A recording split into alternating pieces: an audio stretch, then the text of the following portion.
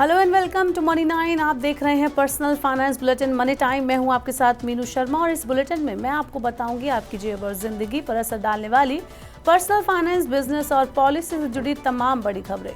तो चलिए फटाफट शुरू करते हैं इस बुलेटिन में खबरों का सिलसिला। आरबीआई द्वारा गोल्ड लोन पर बनाए गए निर्देश सभी बैंकों, एनबीएफसी और सभी सहकारी बैंकों पर लागू होंगे। ये नियम क्या है, चलिए आपको बताते हैं। ये नियम कोलैटरल यानी कि गिरवी रखे जाने वाली चीज़ों से जुड़े हुए हैं। जब आप सोने को गिरवी रखकर बैंक और गोल्ड फाइनेंसिंग कंपनियों से लोन उठा सकते हैं, लेकिन आप गोल्ड लोन लेने के लिए फाइनेंशियल इंस्टीट्यूशंस के पास कुछ चीज़ों को अब गिरवी के तौर पर नहीं रख सकते। बैंक कर्ज लेने वालों को सोने के गहने और सोने के सिक्कों के बदले गोल्ड लोन दे सकते हैं। हालांकि कई गोल्ड लिंक्ड एसेट कोलैटरल के रूप में नहीं रखी जा सकती। इनमें बुलियन गोल्ड बार, सिल्वर गोल्ड ईटीएफ और गोल्ड म्यूचुअल फंड्स की यूनिट शामिल हैं। आरबीआई की तरफ से बुधवार को जारी ड्राफ्ट में ये बात साफ कही गई है कि बैंक और अन्य वित्तीय संस्थान गोल्ड ईटीएफ और गोल्ड म्यूचुअल फंड यूनिट्स के बदले कोई भी लोन नहीं दे सकते। आपको बता दें कि पिछले 12 महीने में गोल्ड लोन में तेजी से बढ़ोतरी हुई है, जिसे कम करने के लिए भारतीय रिजर्व बैंक ने नए ड्राफ्ट गाइडलाइंस को जारी किया है। इससे पहले रिजर्व बैंक ने पिछले साल 30 सितंबर को भी गोल्ड लोन की मौजूदा मोड्स ऑपरेंडी पर चिंता जताई थी। इनमें लोन के सोर्स, गोल्ड के वैल्यूएशन प्रोसेस और लोन टू वैल्यू यानी कि एलटीवी के अनुपात में खामियां बताई गई थी। बढ़ते हैं अगली खबर की तरफ। इस साल जनवरी में सरकार ने केंद्रीय कर्मचारियों के लिए 8वें वेतन आयोग का ऐलान कर दिया है, जिसे 1 जनवरी 2026 से लागू किया जाना है। सरकार ने केंद्र सरकार के कर्मचारियों को इस तरह से बड़ी सौगात दे दी है। इसके तहत केंद्रीय कर्मचारियों को सैलरी बढ़ोतरी से लेकर कई सौगातें मिलने की उम्मीद है। इसमें बेहतर स्वास्थ्य सुविधा भी एक बड़ी सहूलियत है। जैसा कि हम सभी जानते हैं कि केंद्रीय सरकार के कर्मचारियों और उनके परिवार वालों को स्वास्थ्य सुविधाएं देने के लिए CGHS यानी कि सेंट्रल गवर्नमेंट हेल्थ स्कीम का गठन किया गया था, जिसके तहत मुफ्त इलाज, दवाइयों और डायग्नोस्टिक टेस्ट जैसी मेडिकल सुविधाएं कम खर्च में मुहैया कराई जाती हैं।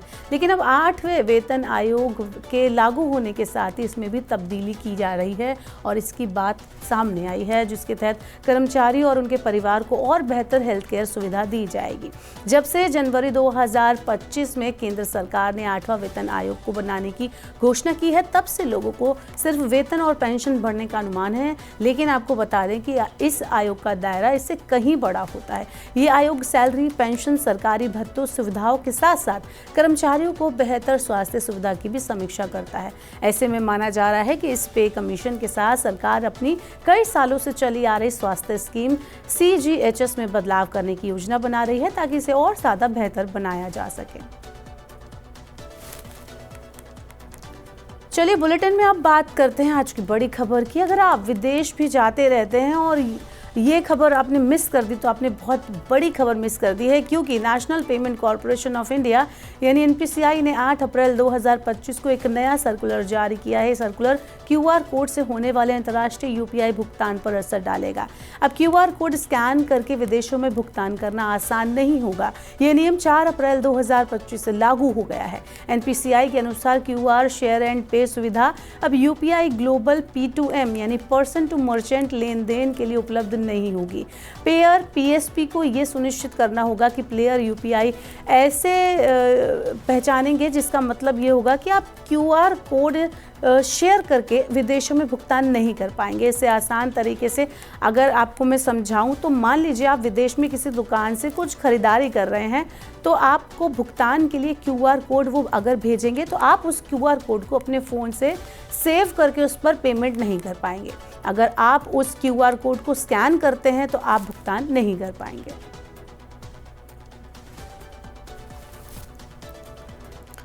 दिल्ली में नई बीजेपी सरकार बनने के बाद से कई सेक्टर में काम किया जा रहा है। अब दिल्ली की सरकार दिल्ली की सड़कों पर नई बसें उतारने की तैयारी कर रही है। जी हाँ, दिल्ली सरकार दिल्ली की सड़कों पर इलेक्ट्रिक बसें उतारेगी। अब दिल्ली की सरकार दिल्ली की सड़कों पर नई बसें उतारने की तैयारी कर रही है, जो कि इलेक्ट्रिक होंगी। आपको बता दें कि दिल्ली सरकार इसी महीने से दिल्ली की सड़कों पर अब नई छोटी इलेक्ट्रिक बसें लेकर आएगी। ये नई इलेक्ट्रिक बसें 9 मीटर की लंबाई की हो सकती हैं। दिल्ली की सड़कों पर नई बसें उतारने के लिए तैयारियां भी चल रही हैं।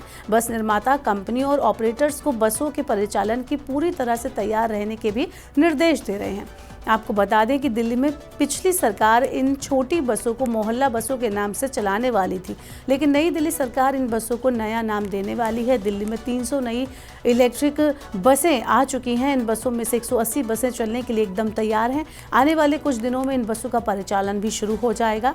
दिल्ली की सड़कों के लिए 12 मीटर वाली लंबी बसें भी तैयार हो गई हैं। क्लस्टर स्कीम के तहत चलने वाली बड़ी 80 बसें भी तैयार हैं। इसके अलावा डीटीसी भी कुछ इलेक्ट्रिक बसें सड़कों पर उतारने की तैयारी में है। ऐसे में आने वाले समय में दिल्ली की सड़कों पर बसों की कमी आपको नहीं देखने को मिलेगी। चलिए आपको बताते हैं सोने चांदी का हाल। सोना आज अपने ऑल टाइम हाई रिकॉर्ड पर पहुंच गया। सोने के दाम करीब 2,990 रुपये तक बढ़ गए हैं।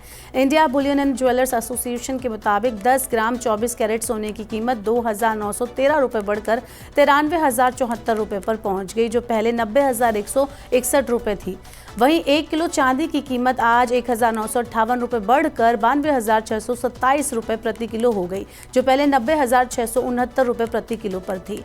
बता दें कि 28 मार्च को चांदी ने 1,0934 और 3 अप्रैल को सोने ने 91,205 ने अपना ऑल टाइम हाई बनाया था। दिल्ली की अगर हम बात करें तो दिल्ली में 10 ग्राम 22 कैरेट सोने की कीमत 87,600 रुपये और 10 ग्राम 24 कैरेट सोने की कीमत 95,555 रुपये है।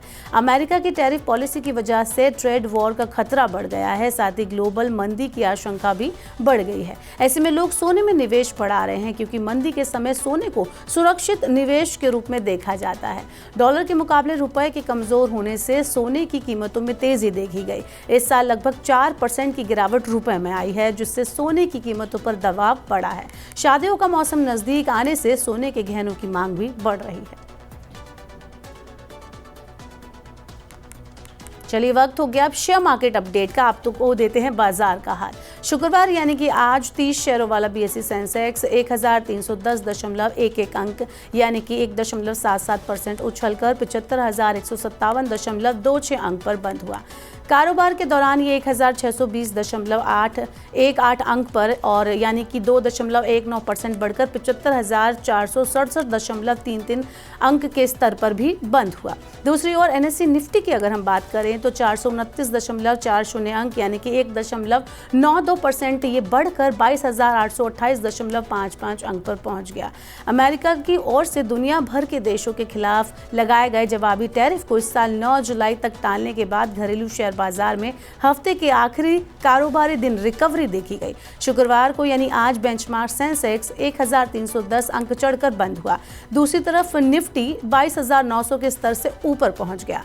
वैश्विक बाजारों में जारी मंदी के रुख को दरकिनार करते हुए 30 शेयरों वाला बीएसई सेंसेक्स 1,310.11 अंक यानी कि 1.77% उछलकर 75,157.26 अंक पर बंद हुआ।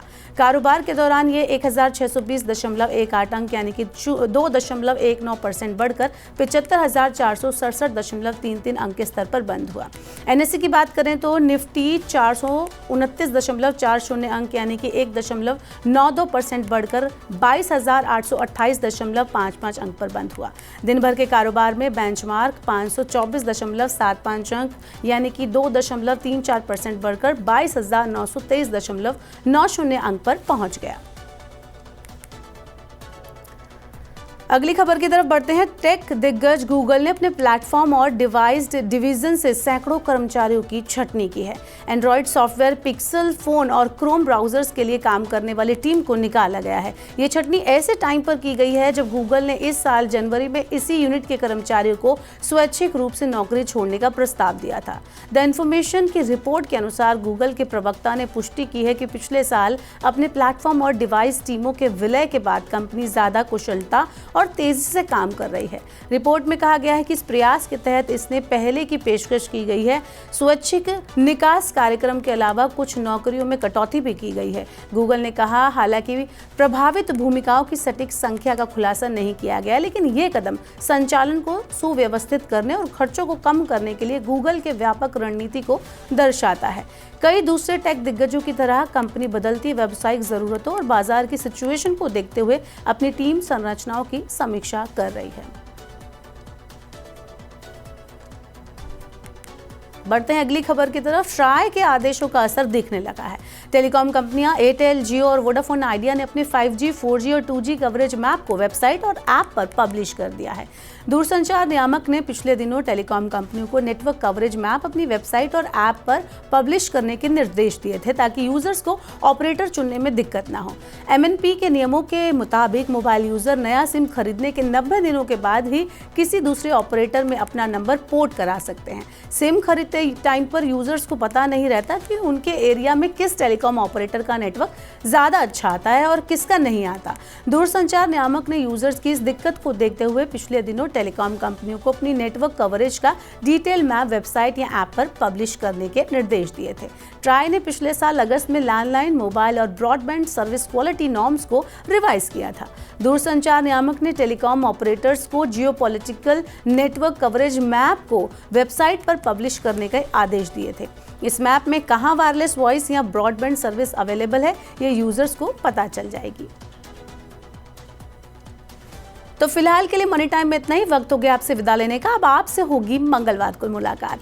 पर्सनल फाइनेंस से जुड़ी खबरों को पढ़ने, सुनने, उनसे जुड़े खास कार्यक्रमों को देखने के लिए आप मनी 9 के यूट्यूब चैनल को जरूर सब्सक्राइब कर लें। साथ ही आज का हमारा मनी टाइम आपको कैसा लगा, नीचे कमेंट बॉक्स में अपना फीडबैक हमें देना ना भूलें। फिलहाल के लिए इस बुलेटिन में इतना ही। बने रहिए मनी 9 के साथ। नमस्कार, शुभ रात्रि।